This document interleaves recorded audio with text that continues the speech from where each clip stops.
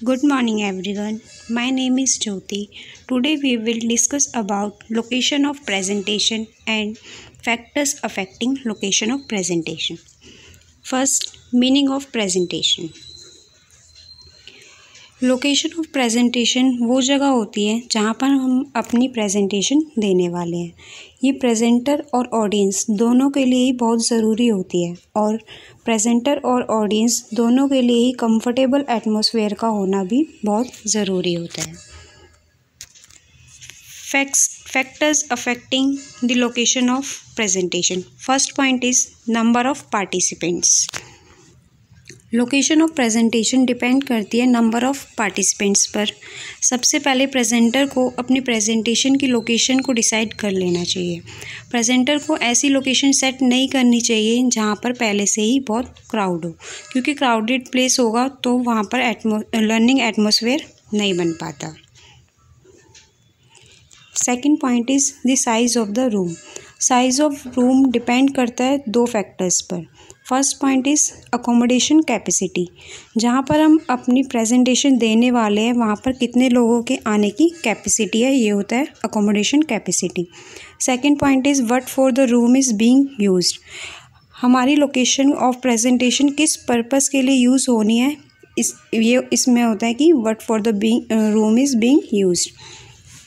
अगर हमें क्लासरूम में प्रेजेंटेशन देनी है तो वहाँ पर चेयर्स और टेबल्स का होना ज़रूरी है। Third point is suitable chairs and tables. अगर हमें प्रेजेंटेशन के लिए क्लासरूम का एनवायरनमेंट चाहिए तो वहाँ पर कंफर्टेबल चेयर्स और टेबल्स का होना ज़रूरी होता है। Fourth point is arrangement of the room. हमारे अरेंजमेंट्स ऐसे होने चाहिए जो हमारी प्रेजेंटेशन की रिक्वायरमेंट्स को पूरा कर सके। अगर हमें कोई लेक्चर देने वाले हैं तो हमारे रूम का फ्रंट जो है वो क्लियर होना चाहिए, ताकि हमारी जो बैक ऑडियंस है वो आसानी से देख और हमें सुन सके। Fifth point is the lighting. Lighting arrangements room में ऐसे होने चाहिए जो प्रेजेंटर और ऑडियंस दोनों की ही रिक्वायरमेंट्स को पूरा कर सके। लाइटिंग ऐसी होनी चाहिए, अगर प्रेजेंटर वाइट बोर्ड का यूज़ कर रहा है तो लाइट इनफ हो कि वो स्लाइड्स क्लियरली देख सके, और अगर ऑडियंस को कुछ नोट करने की रिक्वायरमेंट है तो वो इजीली नोट डाउन कर सके। Six point is work noise. Presentation देते टाइम अगर बैकग्राउंड नॉइज़ होती है तो वो प्रेजेंटर और ऑडियंस दोनों को ही डिस्ट्रैक्ट करती है, इसलिए प्रेजेंटर को ऐसी लोकेशन सेट करनी चाहिए जहाँ पर बैकग्राउंड नॉइज़ ना हो। Seventh point is temperature. हमारी लोकेशन का टेम्परेचर कंफर्टेबल होना चाहिए। अगर समर का सीज़न है तो प्रॉपर एयर सर्कुलेशन हो रूम में, हमें इस चीज़ का ध्यान रखना चाहिए। Eight point is accessibility. हमें ऐसी लोकेशन सेट करनी चाहिए जहाँ पर ऑडियंस इजीली अराइव कर सके।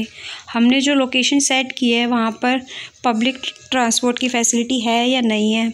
अगर हमारी ऑडियंस अपने ओन व्हीकल से आ रही है तो वहाँ पर पार्किंग फैसिलिटी है या नहीं, या फिर कोई डिसेबल्ड पर्सन है तो उसके लिए रैम्प्स और व्हील चेयर्स की फैसिलिटी है या फिर नहीं, हमें इसका ध्यान रखना चाहिए। Ninth point is distractions. हमारी जो लोकेशन है वहाँ पर कोई इर्रेलेवेंट पोस्टर या पेंटिंग होगी तो वो हमारी ऑडियंस को डिस्ट्रैक्ट करेगी। प्रेजेंटर को जिस जगह पर अपनी प्रेजेंटेशन देनी है वहाँ उस जिस चीज़ की नीड नहीं है उसे अपनी लोकेशन से रिमूव कर देना चाहिए। Last point is power facility. Presenter की जो लोकेशन है वहाँ पर प्रॉपर पावर फैसिलिटी अवेलेबल होनी चाहिए। अगर हम किसी नई जगह पर प्रेजेंटेशन देने जा रहे हैं तो हमें वहाँ की पावर आउटलेट्स को पहले ही चेक कर लेना चाहिए। Thank you.